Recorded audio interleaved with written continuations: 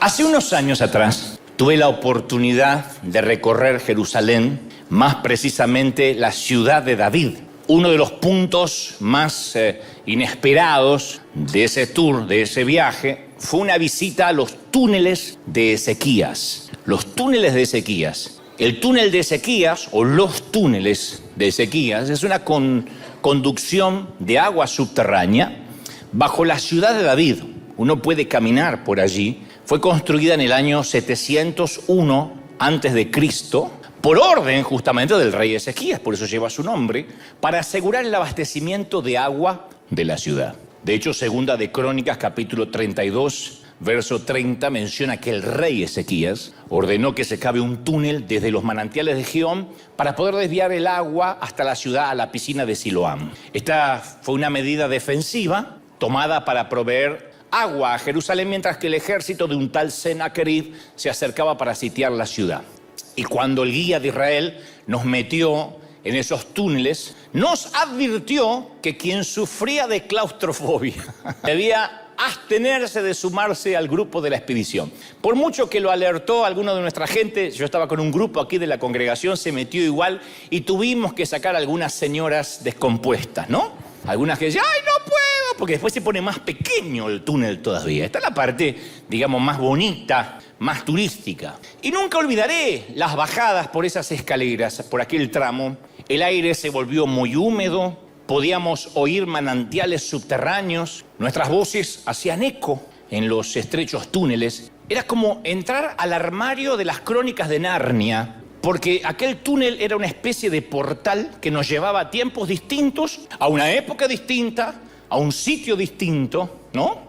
Era como si nos llevara de regreso 2000 años para atrás. Con cada paso que dábamos, pensábamos que no podíamos llegar más hondo, pero íbamos más profundo y pasábamos a la vez por otra capa de la historia hasta que todo quedó en nuestra mente como una resonancia de que estábamos viviendo otra vez el cristianismo en su gloria primitiva. Es maravilloso estar ahí, porque uno se olvida de todo. A medida que uno va descendiendo, se va olvidando de la ciudad. Ahí no funcionan los celulares, obviamente no hay wifi.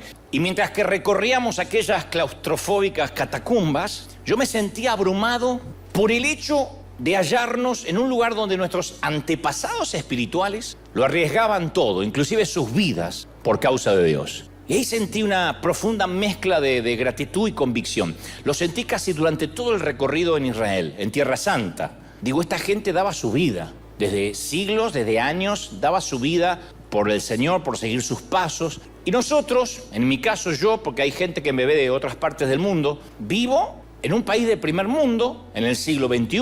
Estoy agradecido, como creo que todos lo estamos aquí, por las libertades, las bendiciones de las cuales disfrutamos, por vivir en el lugar donde vivimos, mal, bien, regular, trabajando mucho, partiéndonos el lomo para pagar la renta, el mortgage, lo que sea, la hipoteca. Pero estamos en un sitio que es mucho mejor que otras partes del mundo. Pero cuando uno está en una antigua catacumba, las comodidades que uno disfruta nos hacen sentir incómodos. Las cosas de las cuales a veces nos quejamos nos producen convicción. Y yo cuando estaba ahí no podía menos que preguntarme si nuestra generación no habrá olvidado lo que es seguir los pasos de Cristo. Si no nos habemos olvidado en el camino lo que es realmente tomar una decisión de fe.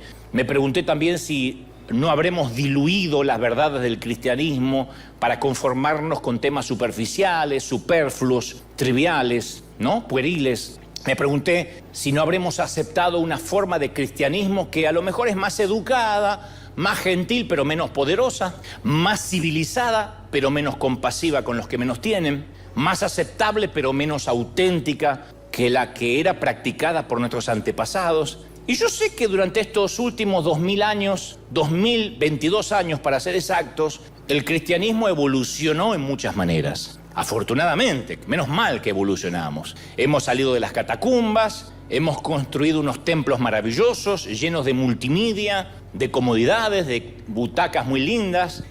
Las iglesias añadieron las butacas, los púlpitos, los himnarios, los instrumentos, los comités, las liturgias. Y no hay nada malo inherentemente en esas cosas. Pero ninguna de esas cosas es lo esencial. Como decimos siempre, no venimos por una butaca cómoda, por una pantalla, por música. Nada de eso es lo primitivo. Y yo no estoy diciendo que desechemos de manera categórica todas esas evoluciones, esos cambios que ha tenido la Iglesia, porque nada es contrario a las Escrituras necesariamente. Yo no voy a calificar de apóstatas o demoníacas las formas modernas de adoración, porque al fin y al cabo la verdad tiene que adaptarse a cada cultura, adaptarse a cada generación, es la misma verdad, pero predicada de una manera distinta conforme las culturas y la generación. Pero 2000 años de historia suscitan esta pregunta, me llevan a este interrogante. Cuando eliminamos todas las superficialidades, cuando una pandemia nos cierra los edificios, por ejemplo, cuando se termina, vengo para que Dios me sane, vengo para que Dios me prospere y vengo para que a mi matrimonio le vaya bien, ¿qué nos queda? ¿Cuál es la esencia del cristianismo? ¿Por qué nos metimos en esto? ¿Por qué estamos en los negocios del reino? ¿Qué nos queda cuando nos quitan todo? Yo siempre insisto con que Jesús era tan genio en la oratoria que tenía una habilidad para simplificar verdades espirituales muy complejas de unas maneras indiscutibles e irrefutables. Era un genio como orador. Y me temo que nosotros solemos hacer lo opuesto. Siempre estamos complicando el cristianismo, siempre. Siempre, como decía una tía mía, ¿para qué la vamos a hacer fácil si la podemos hacer difícil? Siempre la estamos complicando. Esa tendencia religiosa de hacer complicadas ciertas verdades espirituales que son sencillas, era parte de una secta conocida como los fariseos, que a lo largo de los años los fariseos recopilaron minuciosas listas, que te lo conté muchas veces, de qué se podía, qué no se podía hacer, 613 leyes para ser exactos. Vino Jesús y deshizo esa lista con una sola declaración. Fíjate qué sermón más cortito. Él dijo, Mateo 12:30, amarás al Señor con todo tu corazón, con toda tu alma, con toda tu mente y con todas tus fuerzas. Ese es el principal mandamiento. Todo se reduce a eso. Si no amas, no vas a poder cumplir nada. Todo se reduce a amar. Entonces, cuando uno se desprende de las reglas, de las normas, de las tradiciones, de las instituciones, de todas las liturgias, de las metodologías, lo que nos queda es ese mandamiento. River, ¿en qué cree River? En que amamos a Dios con todo el corazón, con todo el alma, con toda la mente, con toda la fuerza. ¿Estamos de acuerdo? ¿Sí? Porque los cristianos somos rápidos en señalar qué está malo en nuestra cultura. Cada país que me ve ahora tiene algo para señalar en contra de su gobierno. A eso le llamamos mundano. Y es cierto, necesitamos valentía moral para defender lo que es correcto ante lo que no lo es. Pero antes de enfrentarnos a lo incorrecto de nuestras casas de gobierno, de lo que se hace afuera, de lo que se enseña en las universidades, de las minorías sexuales, también tenemos que ser humildes para ver qué hay incorrecto en nosotros, qué está haciendo mal la iglesia en general. Y a mi humilde criterio, a pesar de que siempre decimos aquí que lo sagrado no se vuelva común, a mi humilde criterio creo que el corazón, especialmente en los Estados Unidos de América, y los que somos hispanos y vivimos en este país, se nos ha encallecido. Se nos hicieron callos espirituales. Yo pregunto esto, y no me tienen que responder verbalmente, pero en lo profundo de tu ser. ¿Sentimos en nuestro corazón, nos duelen las mismas cosas que le duelen al corazón de Dios? Lo que le duele a Dios, lo que le molesta a Dios, ¿es lo que nos molesta a nosotros? Ahí es cuando sacamos nuestra hipoteca, lo que tenemos que pagar, nuestra pareja, el problema con nuestros hijos. Estamos hablando de algo más elevado. Lo que le duele, lo que le molesta a Dios cuando ve el mundo, es lo que nos duele y nos molesta a nosotros, porque si no es así, necesitamos un análisis cardiovascular urgente. Hace poco yo vi una entrevista a un famoso cirujano, ahora no me viene el nombre, pero es muy conocido, que realizó más de 150 trasplantes de corazón. Trasplante de corazón. Y él describía en la entrevista lo milagroso que es que un corazón hace pum, pum, pum, pum. Palpita por primera vez en un cuerpo nuevo. Acuérdense que el corazón lo traen en una nevera, en una heladera chiquitita, y luego lo sacan rápido, lo ponen allí, lo conectan y hacen pum, pum. Es como cuando tu celular aparece la manzanita después de haber estado apagado. ¡Ah! ¿Viste cómo se reinicia? Que parece que se murió. Bueno, mal valga el ejemplo, pero algo así. ¡Ay, tengo celular! ¿No? O las 3 rayitas de la señal. Y dijo que aquel momento era un misterio. Los trasplantes de corazón son una maravilla de la ciencia moderna, pero el corazón va mucho más allá de lo que la medicina puede entender, explicar o comprender. Porque decía este médico, no es simplemente un mecanismo físico de bombeo. No se limita el corazón a hacer circular 5.000 litros de sangre a lo largo de 100.000 kilómetros de vasos sanguíneos. El corazón tiene su propia mente, literalmente. Hace unos años decíamos, cuando la Biblia habla del corazón es metafórico. No, los estudios afirman que el corazón segrega sus propias hormonas, semejantes a las del cerebro. O sea, tiene el corazón una memoria celular.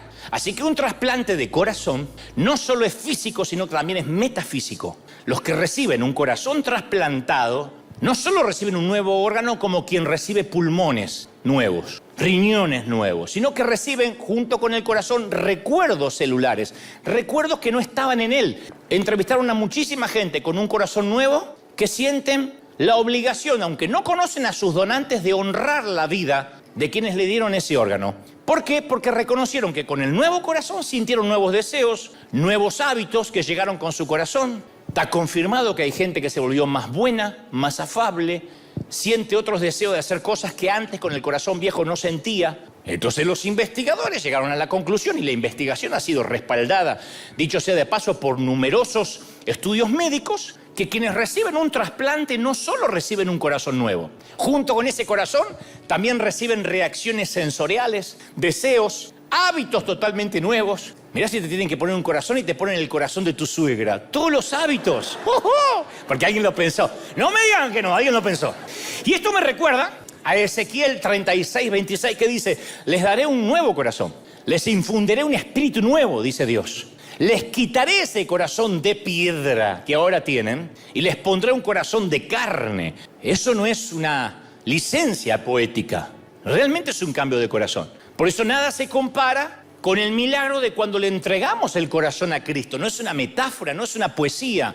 Le entregué mi corazón a Cristo y después se lo entregué a un novio y después al sinvergüenza aquel. No andamos repartiendo corazones. La sola decisión de entregar el corazón a Cristo pone en marcha una reacción espiritual en cadena que tiene consecuencias infinitas. Dios acaba de adoptar un nuevo hijo, te hace parte de la familia y tu viejo corazón es cambiado por un corazón nuevo. Entonces, cuando le entregamos nuestro corazón a Cristo, Cristo nos entrega su corazón a nosotros. Eso es un cambio de corazones, es un trueque. Y pasamos a ser pacientes trasplantados. Todos nosotros fuimos trasplantados del corazón, menos mal.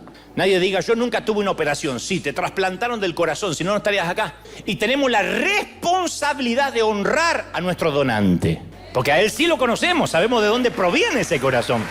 A él sí lo conocemos. Y los recuerdos celulares que acompañan ese corazón trasplantado nos da reacciones nuevas, deseos nuevos, hábitos que no teníamos. Por eso decimos: acepté a Cristo y me siento distinto. ¡Claro! Porque sentimos ahora lo que Cristo siente. ¿Y qué es lo que Cristo siente? Con el nuevo corazón, una de las cosas que no teníamos antes es la empatía, la compasión por los demás. Por eso digo, si no estás sintiendo lo que Jesús siente, deberías hacerte un análisis cardiovascular. Tal vez no tienes el corazón de Jesús.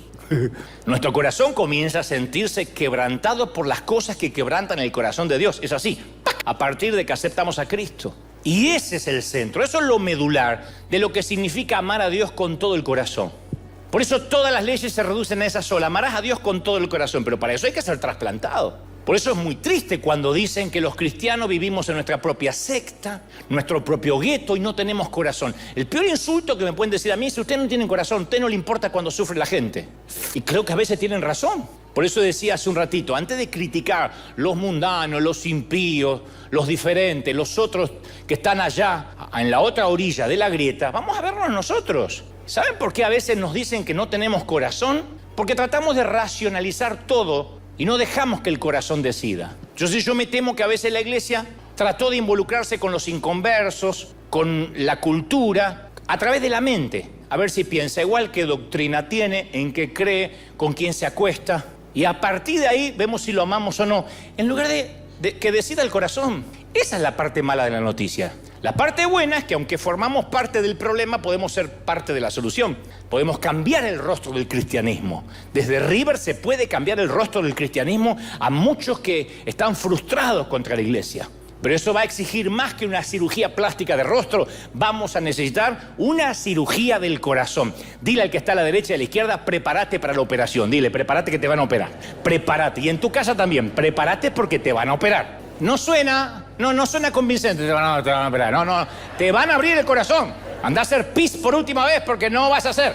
Te vamos a poner una batita, esa que deja la retaguardia al aire, y vamos a operarte. Voy a abrir. Va a doler. Va a haber anestesia, no te va a doler. Pero te vas a salir medio drogue de acá después, pero eso va a pasar. El psiquiatra Víctor Frank documentó en su libro sus experiencias como superviviente del Holocausto. Habrán visto esas imágenes duras en los documentales, en los libros. Él cuenta que lo metieron en un vagón de tren que estaba repleto de prisioneros judíos y lo trataron como se trataba a los judíos, como un animal. Cuando Víctor Frank llegó al campo de concentración, lo despojaron de su ropa, sus fotos, sus pertenencias personales, porque los nazis le quitaban todo, incluso su nombre. Le quitaban el nombre a los prisioneros, estaba prohibido que volvieran a llamarse por sus nombres. Eso era una orden del Führer, de Hitler, para que ellos olvidaran su identidad. Le daban números. Frank era el número 119.104. 119.104 era el nombre de Frank. Así se lo conocía, 109.104.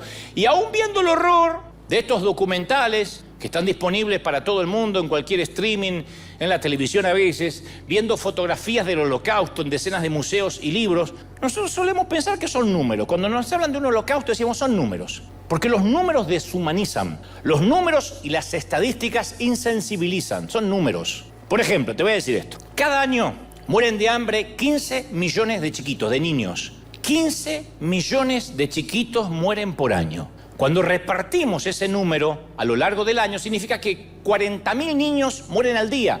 Un estadio de fútbol repleto de niños mueren por día. Esto habla de 29 niños cada minuto. Casi 30 niños en 60 segundos. Lo que pasó en un minuto, murieron 30 niños ahora mismo. Eso no se detuvo nunca. ¿Cuál es el problema? Nosotros no sabemos cómo se llaman. Como las fotos del Holocausto, no sabemos quién es esa gente. Sí, son judíos. ¿Quiénes son? El que no tuvo un abuelo, un tatarabuelo, un bisabuelo, no tiene la menor idea.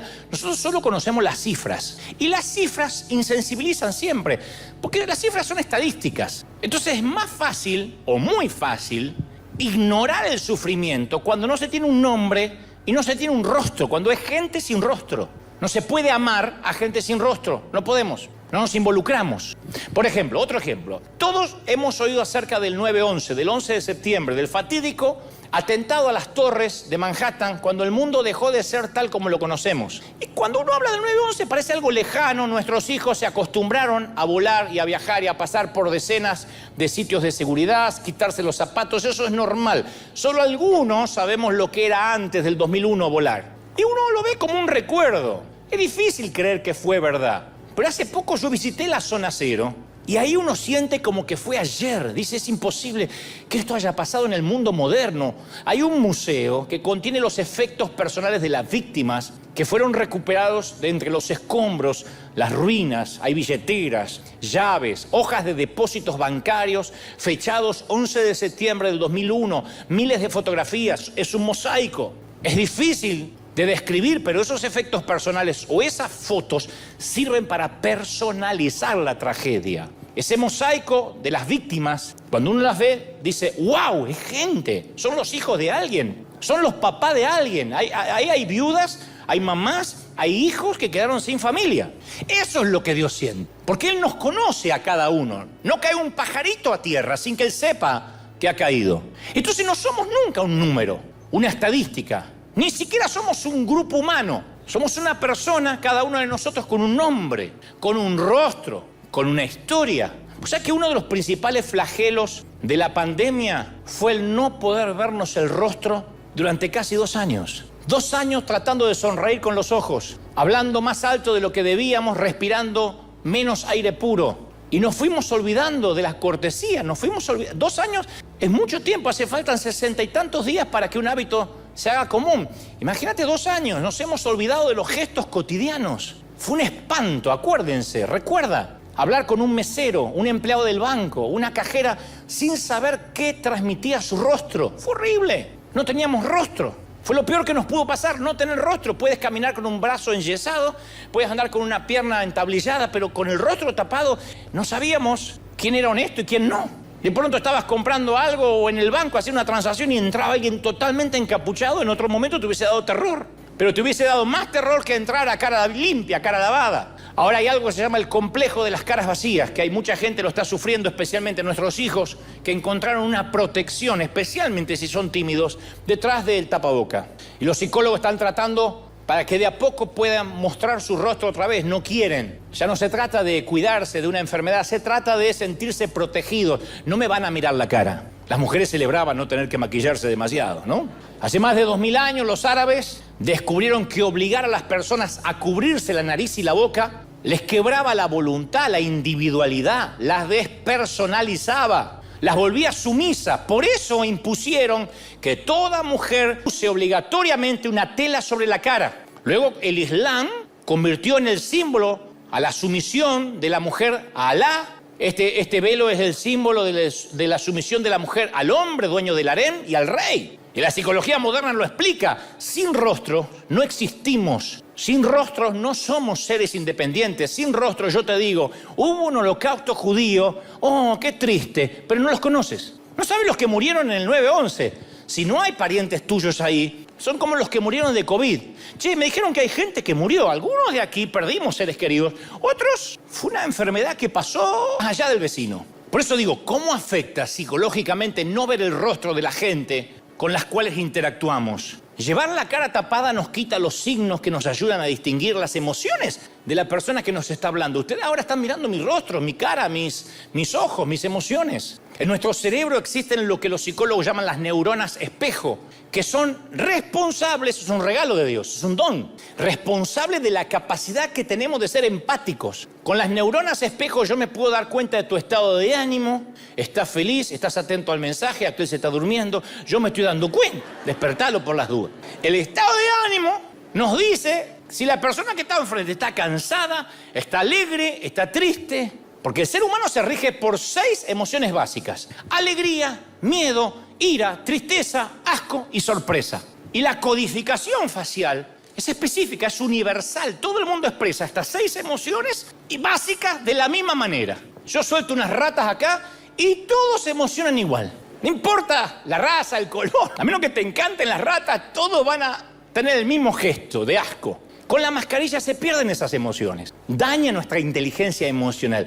Y la mayor pérdida que nos impuso la mascarilla o el tapaboca es la sonrisa, que es el elemento que acerca a las personas, que da confianza, que trae credibilidad.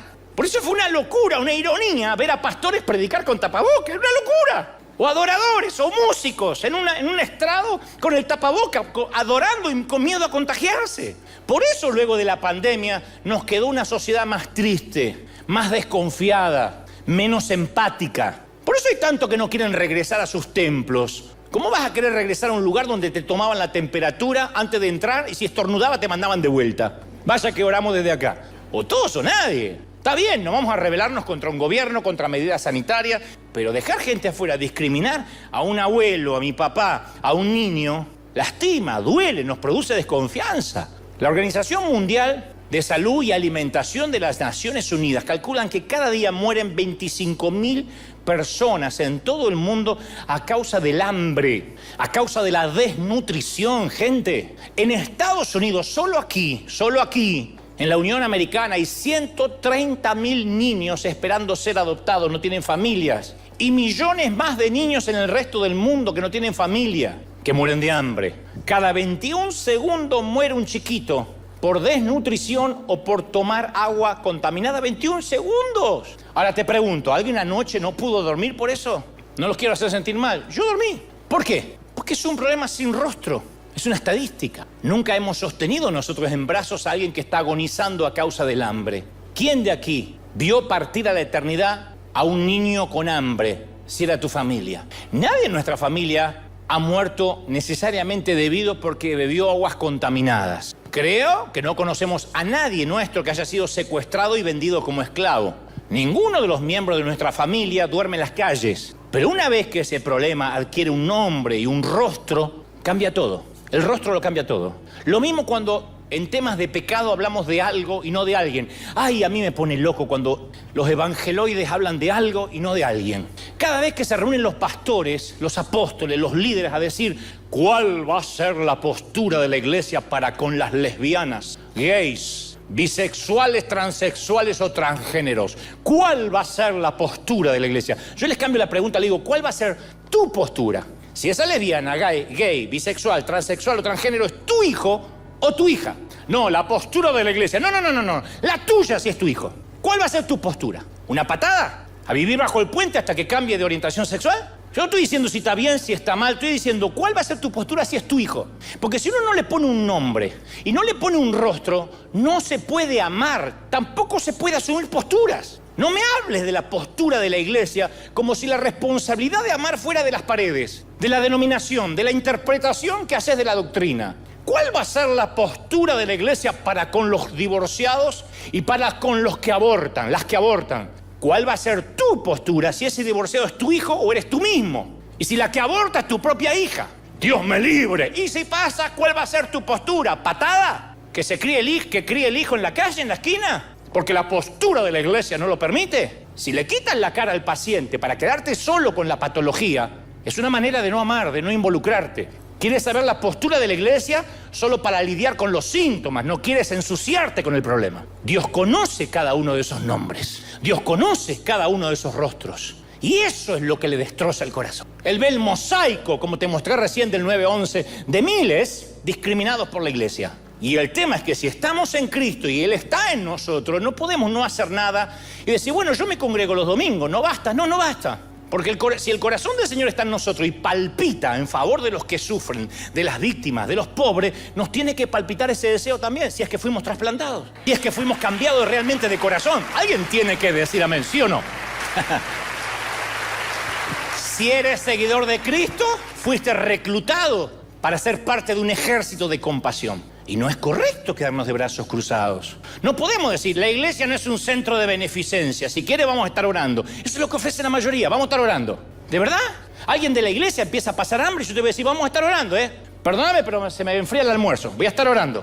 No me van a ayudar, no es un centro de beneficencia. Fue siempre la frase que puso a la gente como números. O sea, la gente nos sirve cuando es para diezmar, cuando es para ofrendar. Cuando hay que ayudarle ya no es gente, son números. ¿De verdad? Mira, mientras peleaba la Guerra Civil Española, George Orwell, que es un gran escritor inglés, tuvo un encuentro con el enemigo al que tenía que matar. Y el famoso dramaturgo inglés había ido a combatir el fascismo. El fascismo es para el que no sabe, es una ideología política y un sistema de gobierno totalitario de extrema derecha que se opone a la democracia, que nació inicialmente en Europa. El primer régimen fascista fue la Italia de Benito Mussolini, la Alemania de Hitler, la España de Franco. Y algunos dictadores latinoamericanos, para variar, copiaron el modelo después. Y Orwell relata que cuando iba a dispararle a un soldado fascista, el soldado fascista lo primero que hace es quitarse el pantalón, desnudarse. Y levanta los pantalones en alto, se quedan calzones. Y entonces Orwell no lo mata y después reflexiona así, dice, yo no pude disparar debido a ese detalle de los pantalones. Porque yo había llegado ahí para dispararle a enemigos, fascistas. Pero un hombre que sostiene en alto sus pantalones no es solo un fascista. Es otro ser humano semejante a mí. Es un hombre en calzones. Independientemente de lo que crea, no tiene pantalones. No puedo matar a alguien sin pantalones porque es un humano como yo. Eso es ponerle un rostro incluso al enemigo. Yo te suelo contar que muchas veces en las redes me dicen cosas feroces, hostiles, perniciosas. Y me liquidan, me dicen de todo, con unos odios viscerales. También me escriben cosas lindas, Lagos, lo has cumplido, que soy muy joven, todas esas cosas que me gustan. Pero hay gente que escribe con tantas cargas de veneno que a mí me da curiosidad. ¿Qué lo motiva a levantarse a la mañana? Porque yo trato de ponerme en sus zapatos, no me hago el que orino agua bendita. Yo también digo, a ver, yo no me gusta, por decir a alguien, no me gusta el cantante Rafael. Entonces me levanto a la mañana, voy a meterme en las redes de Rafael. Le voy a decir que no diga más escándalo, porque suena feo.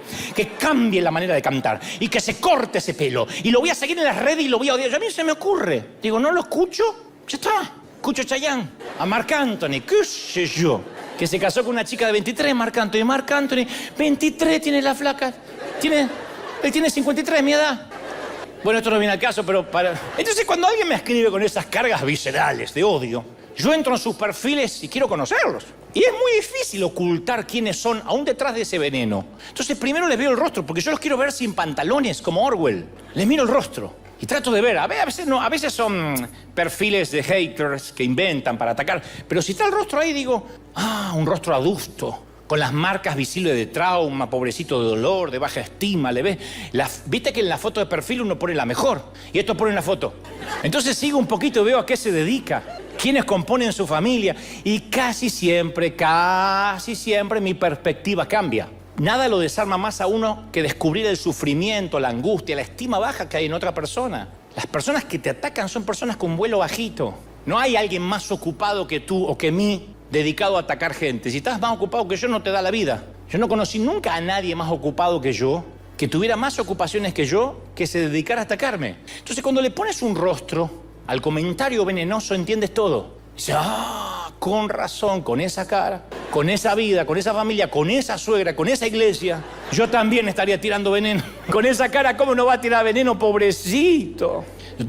Conozco a alguien que vive denunciando falsas doctrinas. Sus mensajes parecen siempre llenos de odio. Y a veces hasta da entrevistas y habla muy mal de mí, de otra gente, y dice, Dante era esto cuando era joven, como no tiene nada, ahora él va cuando yo tenía adolescente, a ver qué hice, qué no hice. Y él dice, mi llamado es juzgar, sopesar los espíritus, juzgar a los demás. Nadie me diga no juzguéis, porque yo sí estoy para juzgar. Pero si lo conoces un poco a este caballero, es un niño asustado, encerrado en un viejo y achacado cuerpo de 70 años, pero es un niño. Hace poco lo vi contando cómo hace 50 años atrás su papá rompió una pared en el afán de querer darle una trompada, cómo tuvo que irse a la calle, cómo se frustró, cómo la vida lo golpeó. Entonces, cuando le pones un rostro a ese que te ataca, entiendes que es un niñito enojado detrás de una corbata que le queda grande. Es un niñito enojado. Esa persona que a veces detestas y dice, no puedo creer cómo puedes tener tanta maldad. Es una niña enojada, es una niña ofendida. Es un niñito enfadado con su padre porque en este caso le dio una paleta de dulce más grande a Dante que a él. Entonces está enojado, a mí no me da paleta. ¿Por qué no me da paleta? Y es un Kiko. No, para distenderlo, pues los vi muy serios. Yo no estoy diciendo que el sufrimiento te da un fast pass, un pase libre para decir lo que quieras, ser grosero e ir hiriendo a la gente por ahí. ¡No! Pero así como uno es responsable de sus acciones, también es responsable de sus reacciones. Y la compasión por el otro siempre es la reacción correcta. Tampoco estoy diciendo que la reprensión, la corrección, la exhortación no tenga su lugar. A veces es lo más amoroso que podemos hacer, exhortar y corregir a alguien. Pero hasta esas cosas deben hacerse con un espíritu de compasión, como te estoy operando ahora, con anestesia. Que entre risa y risa, me dijo desgraciado. Está bueno, me dijo ofendido. Después cierro y te mando a casa, ¿eh? Según mi experiencia, es mucho más fácil actuar como cristiano que reaccionar como cristiano. Porque cualquiera puede actuar como cristiano, fingir que es cristiano, más un domingo. El tema es cómo reaccionamos durante la semana. Cómo reaccionamos. No, a mí no me interesa si tienes actuación de cristiano. Me encantaría saber si tus reacciones son de cristiano. Cómo reacciona. Eso revela lo que hay en tu corazón. Si amamos a Dios con todo el corazón, vamos a reaccionar con empatía, entendiendo al otro, con compasión. El querido Juan Carlos Ortiz decía, a veces yo le decía, Juan Carlos, ¿cómo soportás a fulanito de tal? Es insoportable, orgulloso, pedante, argentino y petizo. Tiene todo en contra. Y me decía Juan Carlos, pero ¿sabés qué pasa, querido? Yo sé que es todo eso y más. Pero si yo no lo amo, ¿quién lo va a amar, pobrecito? Ni la mamá lo quiere. Entonces la empatía consiste en sentir lo que está sintiendo el otro. Nunca subestimes la importancia espiritual que tiene un solo acto pequeñito de compasión, hecho en el nombre del Señor. Ese acto de compasión impulsado por el Espíritu, porque puede cambiar toda una historia. Eso, te voy a contar rápido esto. Esto es lo que sucedió precisamente hace 3000 años en una mazmorra egipcia, en una cárcel egipcia, hace 3000 años. Pero primero te voy a contar esto también rápido. Hay que ver un niño de 17 años llamado José. Vamos a verlo a través del filtro de la inteligencia emocional. No era que José a los 16 años era emocionalmente inmaduro, era emocionalmente ignorante. Porque el joven José de 17 años era un alcahuete del padre. La Biblia dice que iba y le contaba al padre las cosas que hacían sus hermanos. Papi, no sabes lo que hace el Rubén, ¿eh? El Rubén no sabe lo que hace, ¿eh? Anda con las mujeres del pueblo el Rubén, ¿eh? No sabes lo que hace el otro, el Héctor. El Héctor es terrible, el Héctor. Y iba, le llenaba la cabeza al viejo. ¿Cómo lo van a querer los hermanos? Ni yo lo quiero así. Y se ve que era algo corriente en esta familia. Toda la familia era emocionalmente disfuncional. Porque Jacob tenía un favorito entre los hijos. ¿Quién tiene un hijo favorito? No respondan, pero... Y el tipo hace un acto de favoritismo, porque vos podés decir, bueno, fulanito es más favorito en mi corazón. Pero no, le regala a José una túnica de muchos colores. Y hubo vos, le regala, que destrozó a la familia. Un día José soñó que sus hermanos se inclinarían ante él y el tipo pensó que los tipos estos iban a estar felices con su sueño. Chicos, antes de comer las arepas, soñé que todos se inclinaban ante mí. ¿De verdad pensó que lo iban a felicitar? Se ve que faltó a clase el día que enseñaron que si tienes un sueño no lo cuentes a gente envidiosa. Y los celos se convirtieron en un odio tan grande que lo vendieron como esclavo. José fue a parar a Egipto, comienza a trabajar para un magnate llamado Potifar, el Donald Trump de la época. Todavía no es presidente otra vez, así que no... Perdón. Y las cosas iban a empeorar. Lo acusan de acoso sexual agravado por el vínculo. Le cancelan el contrato y termina en una mazmorra egipcia. Y las crisis siempre ayudan a que dejemos de vernos el ombligo. Un poco de crisis producen una gran cantidad de compasión. Y eso es lo que le pasa a José. Dios convierte la cárcel en un aula donde aprende unas cuantas lecciones de empatía. Y ahí recibe en la cárcel educación sobre inteligencia emocional. Después de haber estado un tiempo en la cárcel, una noche, 2 funcionarios que están presos tienen un sueño, uno cada uno. Y Génesis 46 dice lo siguiente: cuando José fue a verlos, los encontró muy preocupados y les dijo, ¿por qué andan cabizbajos? Lo diré otra vez, los encontró muy preocupados y les dijo, ¿por qué tienen esa cara? Esa sola ocasión que él se preocupó, que manifestó inteligencia emocional, salvó de la extinción a 2 naciones. Te lo explico rápido. El hecho que notó que estaban preocupados dice mucho acerca del grado de madurez que ya tenía José. Porque, ya tenía bastante con sus problemas. Estaba ahí, acusado por un delito que no cometió. ¿Qué me voy a andar preocupando por la cara de los demás? Yo si estuviera ahí no tendría ni tiempo ni ganas de preocuparme por nadie más. En cambio, José desarrolló una aguda sensibilidad emocional respecto de las personas que lo rodeaban. De manera que es difícil creer que esa misma persona no fue capaz de leer el lenguaje emocional de sus hermanos cuando andaba con la túnica de colores. Ahora, una década después, estaba tan sintonizado con el estado emocional de su alrededor que notó unas discretas expresiones faciales. Dijo, ¿por qué están preocupados? No solo discernió esos sutiles indicios de emoción, sino que se sintió repentinamente conmovido por ellos. Y la compasión es la que nos involucra, no es, ay, pobre los niños africanos, voy a estar orando. Eso no es compasión. No es escribir, ay, aquí al lado de mi casa hay un viejito, no tiene nada, ¿podrá River enviarle cositas? Eso no es compasión, condenado. Es tu vecino, me mandás a mí. Estoy harto que nos recomienden pobres. Ya sabemos dónde hay pobreza. Pero escriben en las redes, ¿cuándo vienen a Guatemala? Acá no saben la necesidad que hay. ¿Y qué haces vos en Guatemala? Vengan acá, dejen de regalar muebles acá y regalen acá, vengan acá. ¿Qué haces vos? Podrás decir, yo no tengo para regalar muebles, pero algo podrás hacer. No digas, heme aquí, envíalo a él. Compasión es la compasión que nos involucra, ¿sí o no? Entonces, cuando el funcionario le relata el sueño, José lo interpreta. Este funcionario era el copero del rey, es reintegrado tal como le dijo José en la interpretación del sueño, es reintegrado a su tarea anterior. Y después, a sugerencia de ese copero, el faraón lo manda a llamar a José para que interprete el sueño.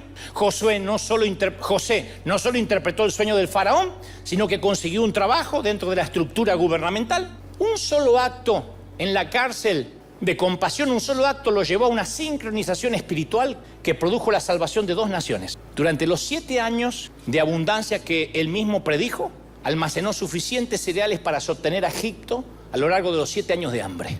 No solo salvó a Egipto y a Israel. Durante esa época de carestía, su padre y sus hermanos hallaron en Egipto un lugar seguro, y fue en Egipto donde la familia de Jacob se convirtió en la nación llamada Israel. Y si José no hubiese tenido compasión por el copero, hubiese dicho, ¿qué me importa? Estoy tan preso como él. Está triste y estamos en la cárcel, no estamos de parranda. Bueno, el copero nunca habría sabido que José interpretaba sueños. Sin esa conexión, José nunca había conocido al faraón. Habría muerto en aquella mazmorra.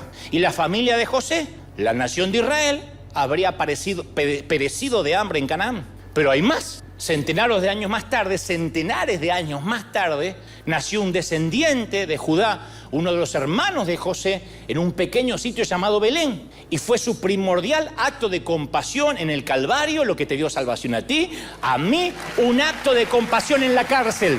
Un acto de compasión movió el mundo. Alguien tiene que decir amén.